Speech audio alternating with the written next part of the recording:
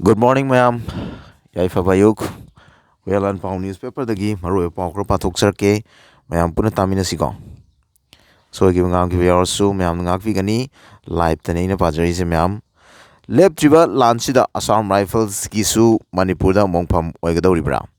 Mafam ani dagi lanfam da kuki militant ahum sire ama sokle Assam Rifles ki personnel ani su sokle. Ako pamrol kangminasi ngarang numidang wairam pung mga minit kun marirom tarakpada kuki militant singna sekmai esi manung chaliba senjam chirangi maninglomda leiba harautel sansang amasung moloi kuki kulgi chingthaktagi nongmai amadi bom kapsenduna attack chachakraba matung anirak suboina ngarang numidang pung 12 makhairom tarakpadasu amung hana senjam chirang tamna landarakraba ahumlak suba oina ngasi ayuktasu makha tana attack chatharakpadagi khulngakpa amasung stage force na handuna khut thongnaba yauna punna mafam anigi lanfamda kuki militant ahum sire ama sokle aduga Assam Rifles ki personnel ani sokle senjam chiranglomdagi lanfam gi nakal anigi marakta ngaihak lepnarabasu nongmai amasung bomna chingba leptana kapnaki thawdok thokliba mafamdagi khunja amana phongdorakpada kuki militant singna kapsilakiba bom 10 rom pokhaiki hairi attack asigi mayokta khulngakpa amasung state force na khut hanbadagi kuki militant ama sikhi aduga amana sokpadagi ambulance ta haplaga chingthakta leiba lambida kangpokpi romda pukhiba mayek sengna unahokhi hairi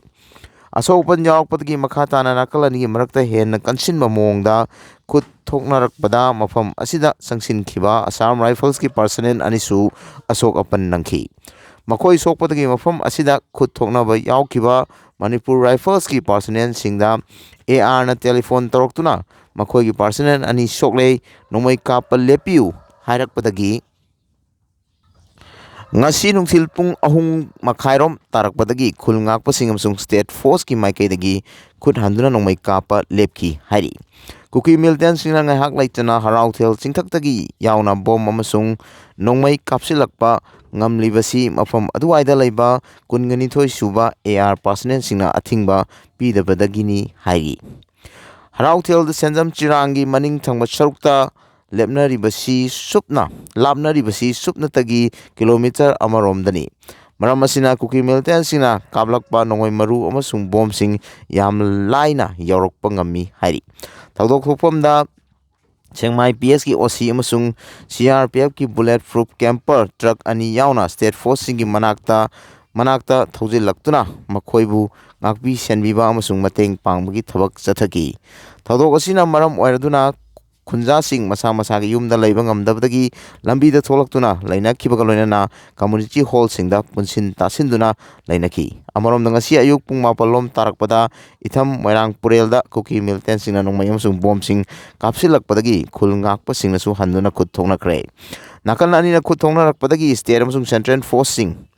sangsilaktuna kuki militant singi maikaida nongmai kaplaga makhoibu tanthoknaba khonaki cheraksida khulngakpa sing amasung state force singna chingthakta leiba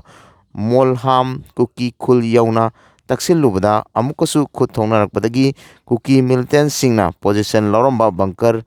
tamna bom ama kapsinduna pokhai hanbada kuki militant ani sikhi hairi